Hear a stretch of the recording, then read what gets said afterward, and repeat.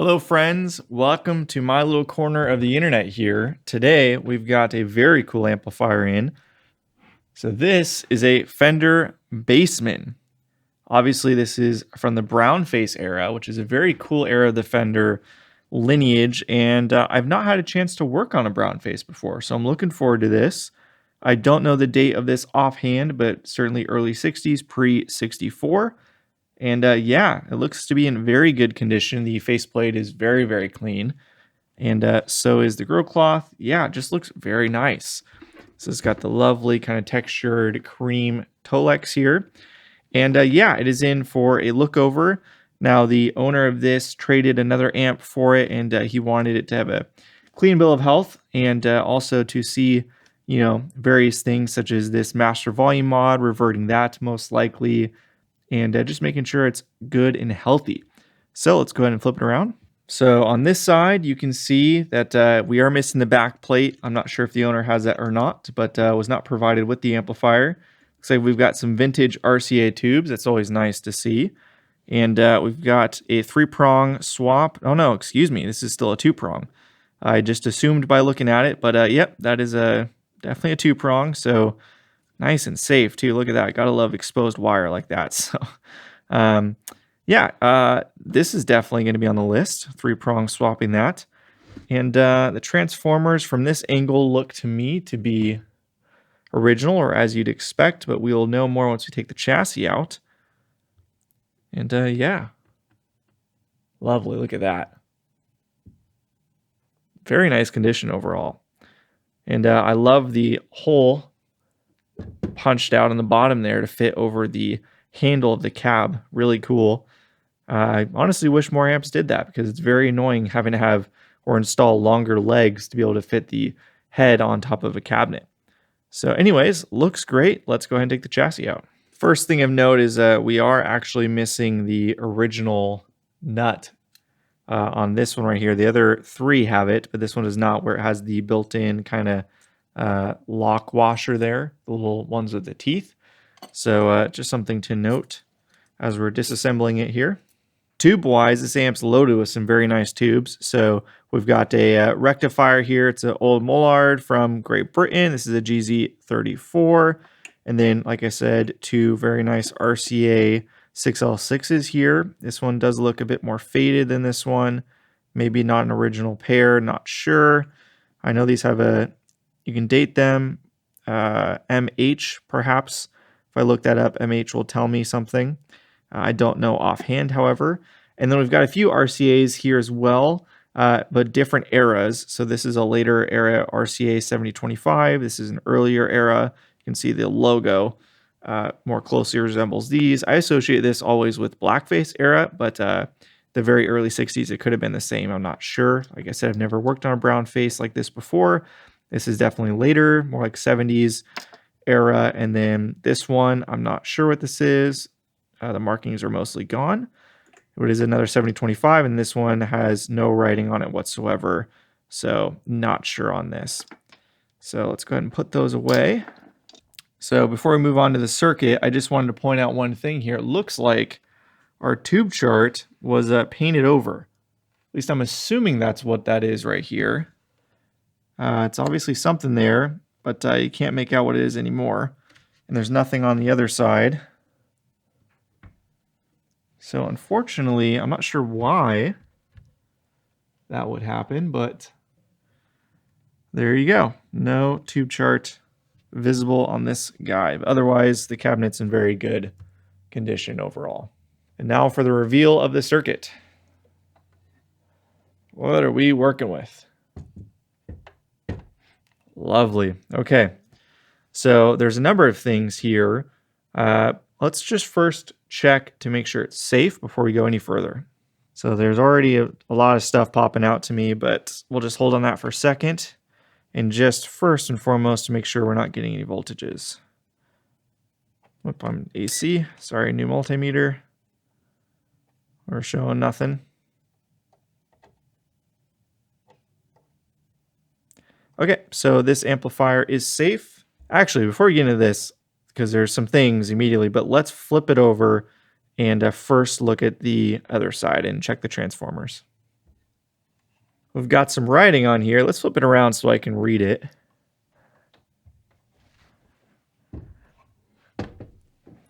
I was just talking to somebody about this the other day. You know, writing in a vintage amplifier with a Sharpie on the metal itself. And there you go. Discharge capacitor first. Thank you. Thanks for that warning there. This was a cold solder on this resistor.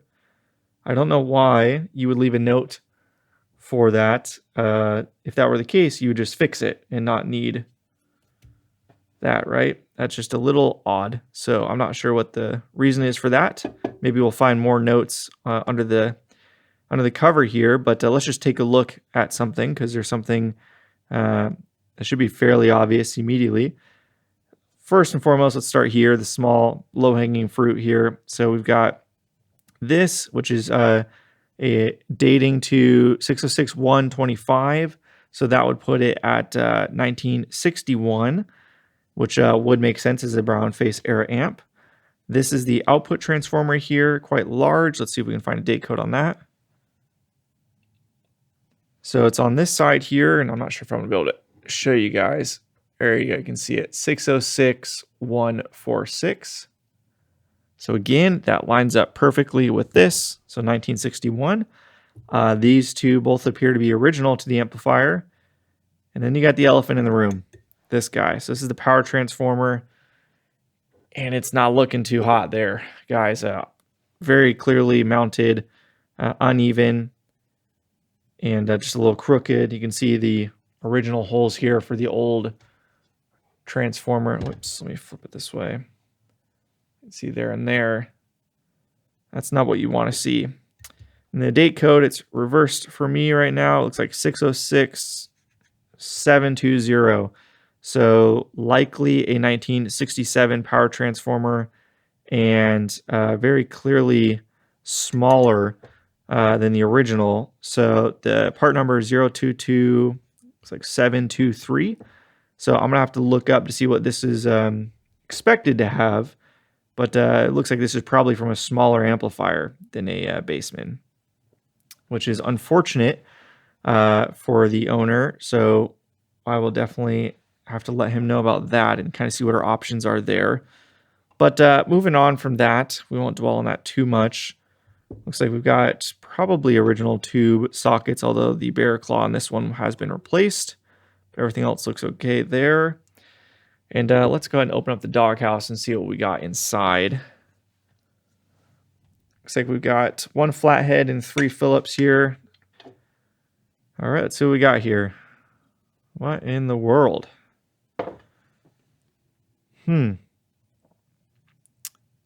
Wow. Okay. Goodness gracious. So first, we're going to go ahead and heed the note here and just confirm there's no hidden voltages in here. I always like to be extremely careful in the doghouse on Fenders that have a standby switch. Just going to make sure there's nothing in it. All right, so this is safe. No discharge necessary. And yeah, so we've got obviously 5 replaced capacitors here. These are, I don't know what the brand this is, but these are 450 volt, 22 microfarad, pretty standard. And then this sucker appears to be original. I've seen these in a lot of amplifiers from the early 60s, these General Electric. And this is a 15 to 20 microfarads. So it looks like that's the tolerance range, 475. So why you would replace 5 and not the 6th, I have no idea. That's extremely weird to me. Maybe the person just didn't have 6 and said, screw it. Yeah, not sure. Very odd. And then if we look here, was a cold solder joint on this resistor. This is possibly a replaced resistor, and it's hard to tell, but the soldering on it is pretty horrific. Let me get zoomed in even more. If you can see that. So there's just all of this solder pulled up and wrapped around the lead. Very bizarre. Actually, it looks like you can see that this cap, here, look at this. If I'm looking at this correctly, what I see here is, see the leg of the cap? It looks like it's doing an L, and it's actually not in the eyelet. They just put it on top of the resistor leg here and then soldered it together, and that's why it's a big glob of solder. It's not actually in the eyelet. So was it a cold solder joint this resistor? Well, they didn't even put it in the eyelet, so that's crazy. Why do people do that? I keep seeing amplifiers like that where I'm trying to think of the last amp I worked on is a recent one, a recent Fender, that same sort of thing where the actual cap was not in the eyelet. Just so bizarre. These were not installed well in the first place. They're, well, you guys know I pride myself in my attention to detail with these cap swaps. You can see many videos where I've done this before. And, so this one's got a big hump here, and the other ones you can't see from your angle are more flat. Just doesn't look that great.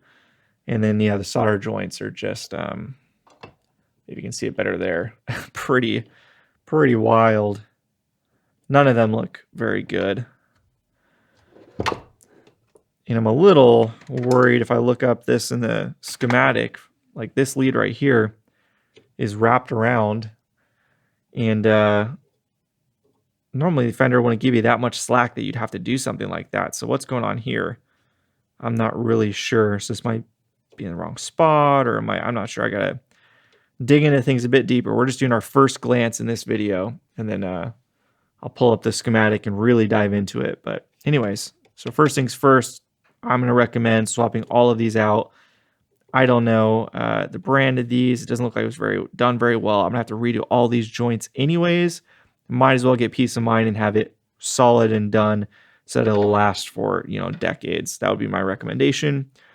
And then we got to figure out the power transformer, if it's even up to the task or not. But we'll continue on here and move over to the other side, the heart of the amp. And there's definitely some good news. So we do see a lot of blue moldeds, which is great. You definitely want to see that. I believe these are all original. These are the big ones that you see in this era that you don't see in other era Fenders. So it's hard to see because the lettering got kind of scratched off. What the value is, 25.25. I can't tell. It doesn't have it's hard to tell. I'll have to look up in the schematic, but those do look original, or at least typical for this era. Resistors, most resistors look like they've been swapped or messed with. At least the soldering is pretty bad, and you see these kind of kinks and stuff. That's not pretty typical in my experience of Fender workmanship. And then this is just a mess, but this is all the master volume pot. It's quite tight, actually. Unfortunately, they might have messed with this blue mold, both of these blue moldeds, to the point that it might be hard to salvage because they definitely cut them short to be able to reach here. So that's unfortunate. We might have to see what we got to do about those two. They should be going here and here if I remember correctly. Again, I will review further with the schematic. Obviously, we've got a replaced switch here. Is that the power switch or standby? Standby switch. 470 ohm looks pretty toasted. Probably going to need to replace both of those.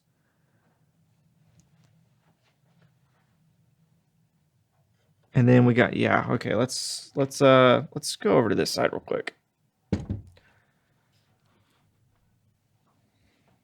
So we've got the bias supply here with its original caps. So this is a 6G6, and it's got a tube rectifier, which I believe just makes a 6G6 instead of a 6G6A or 6G6B. Again, I'm just going off the top of my head here. And then this again looks like the original setup for the bias here. The little diode hidden there. So we'll definitely want to swap that out. I mean, I don't know. Even these solder joints look pretty weird. Not typical, but maybe this was a Friday amp, right? One of those end of day Friday amps where they were just moving and that was that. So you can see the power transformer very clearly been replaced. Pretty poor solder joint to the chassis here. Definitely would need to redo that. if this power transformer can even stay here. Now look at this, how it's mounted. It's like halfway off of the metal here, just barely hanging on with this tooth washer. And then there's one other point over here that's on, and then this one is under the chassis itself, as is this one. So they've got the bolts and the screws in, but they're connected to the transformer itself, not holding it to the chassis. So it's only being held on by these two bolts here. So that's not ideal. All of these solder joints are pretty, wow, look at this. Okay. Let's see what we got here. Zoom in. So this, if it'll focus, come on, focus for me. All right, there we go. So this yellow is this is the heater supply for the rectifier tube, and you can see there that it's not actually soldered in the pin here. It's just soldered on top, which is crazy. So I'm sure if I just pulled on that, I could probably pop it off. And then you can see the original leads here. They just cut and then added new ones instead of taking the time to remove it. This is the thing I talk about that just blows my mind. This is a historic amp, right? Like this is from 1961. It is a beautiful piece of history, and it's just really unfortunate when, you know, techs get in there and work on stuff and they just don't care. Like if you're going to take the time to install a new transformer and all this, why would you not just remove the old lead? Why would you keep it there? It's like, what, an extra 5 seconds to remove instead of just having it cut like that? And then you don't even have time to put it into the hole to get a secure connection. I mean, they did on this one, but why not this one? And look, they left the original lead there too. It's just sitting right there. So maybe they couldn't fit it because they left the original and they were too lazy. So they just popped it on there. Wow. Okay. So we're not too happy with what we're seeing there with the power transformer. Let's see how it's wired. So these are the two primaries. The fuse into the switch. Man, pretty rough. Okay. Let's continue on with our inspection here. So as I was saying, the 470 ohm right here is this one looks pretty toasted. You can see that.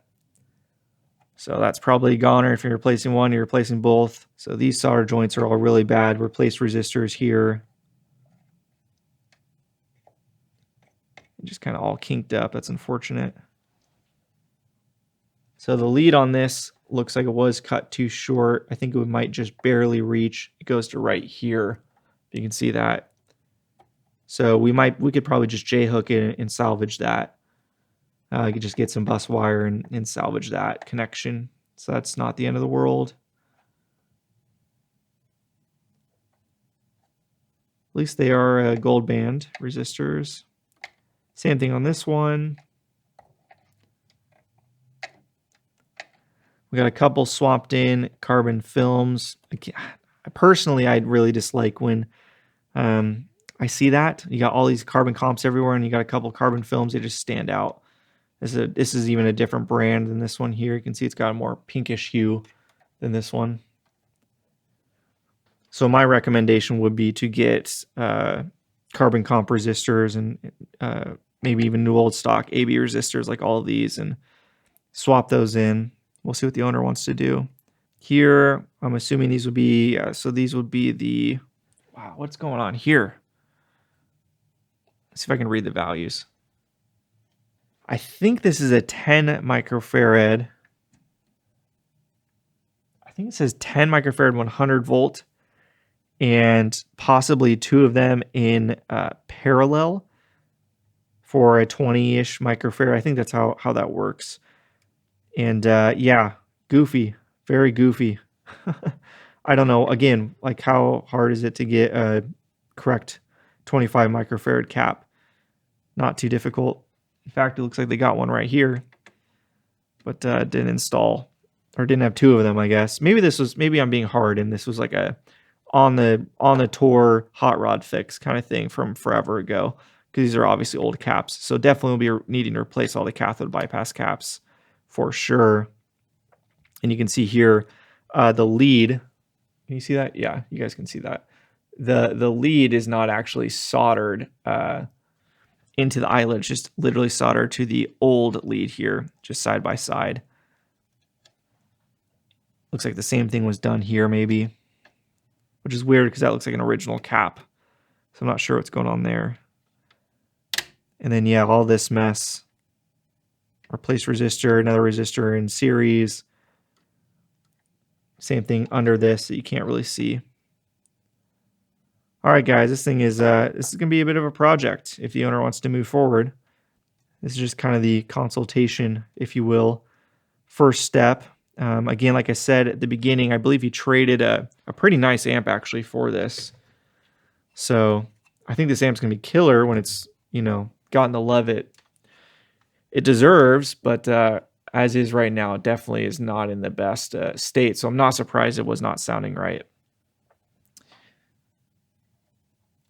Looks like we got a replaced wire here for the, for the treble pot. There's definitely going to have to be a lot of going through the schematic and layout and confirming to make sure it's not been messed with too much when you got stuff like this going on.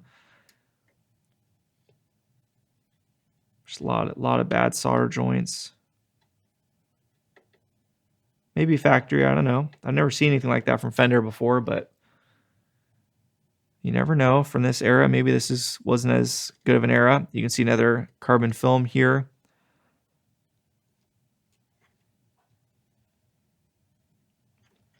And yeah, just a lot of goofiness. A lot of goofiness, a lot of giant, I don't know if you can see that. Just giant blob of solder coming out of the eyelet.